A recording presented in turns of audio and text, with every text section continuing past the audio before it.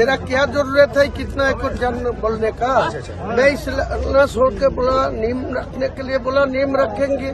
सारा चीज अब बाद में खुलासा होगी।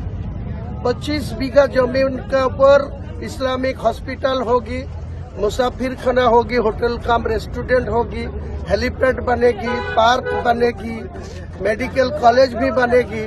वेट कर लीजिए ना, वेट कर लीजिए, थोड़ा समय दीजिए, कोई चिंता मत कीजिए। मैं आने वाला दिन में ये सब काम करा के ही दिखाएंगे। कोई दिक्कत हो रहा है आपका यहाँ पर? कोई बाधा दे रहा है प्रशासनिक कौन बाधा देगा? मुर्शिदाबाद में हुमायूं कबीर के रुकेगा कौन? कौन रोकना चाहिए? मैं तो चैलेंज ले रहा है। प्रशासनिक कोई दिक्कत अभी है नहीं। हुमायूं जी, आप बोल रहे थे कि सीएम आरएसएस का काम कर रही है, इस सिलसिले में कुछ और कहना चाहेंगे? एक रिपोर्ट आपको दे रहा है। ममता बनर्जी जो सीएम बना ना, जिसी दिन वो असेंबली का चुनाव था 2011 में, वो 13 तारीख में चुनाव का रिजल्ट हुआ, 13 मई 2011। उसी दिन स्टेट में आरएसएस का ब्रांच ऑफिस था 458। ये 14 साल मुख्यमंत्री रहने के बाद आज के दिन में सारे बांग्ला में, हिंदू इलाका में आरएसएस का ब्रांच ऑफिस हो गया 12,000। इसीलिए अब मालूम पड़ा कि मुख्यमंत्री किसके लिए काम कर रहा है, किसके लिए इतना डेवलपमेंट कर रहा है। थोड़ा दूसरा है, वो जो सरकारी कोषागार से पैसा खर्चा करके जगन्नाथ किसने बनाया? ममता बनर्जी बनाया, 250 करोड़ रुपए खर्चा करके। फिर वो परसों एक वीसी था, वीसी में मैं भी था, वो बुक गर्भो करके बोल रहा है जो सागर मेला है उनके 1700 कोटी टका टेंडर भी कर दिया। न्यू टाउन में 41 बीघा जाएगा जमीन, जो जमीन का आज का दिन में बाजार मिल रहा है 1100 करोड़ रुपया, वो भी एक मंदिर बनाने के लिए दे दिया। तो नई मस्जिद बनाएगी, इनका गुस्सा क्यों है? इनका बॉबी हकीम वो तो हिंदू है, वो बिहारी है, वो गोवा से जन्म लिया, उनका पिताजी गोवा से यहाँ आया, वो कलकत्ता का मेयर बना के रखा, वो गुरबाज बना के रखा।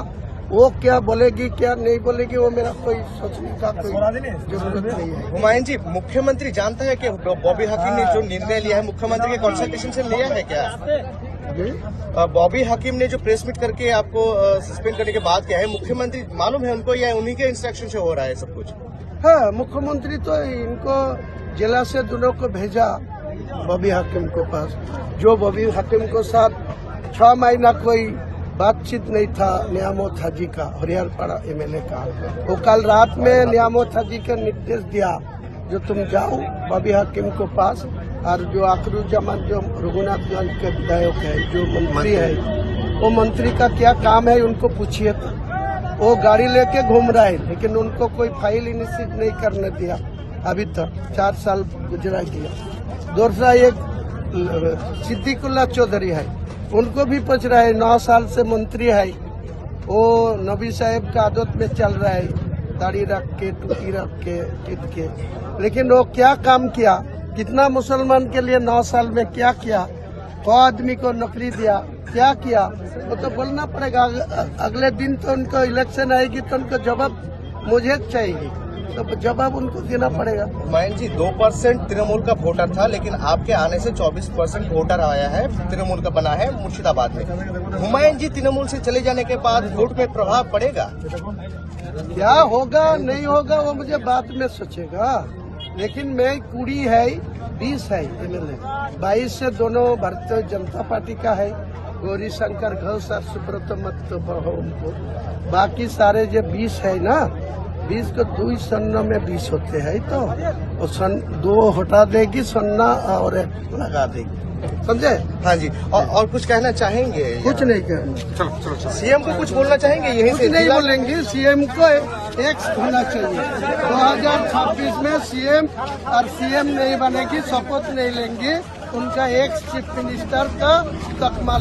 अभी इस खबर में इतना ही। आइंदा साल बंगाल में होने वाले असेंबली इंतखाब में कौन सी पार्टी दाव मार सकती है, आपकी क्या राय है? कमेंट बॉक्स में अपनी राय जरूर दें।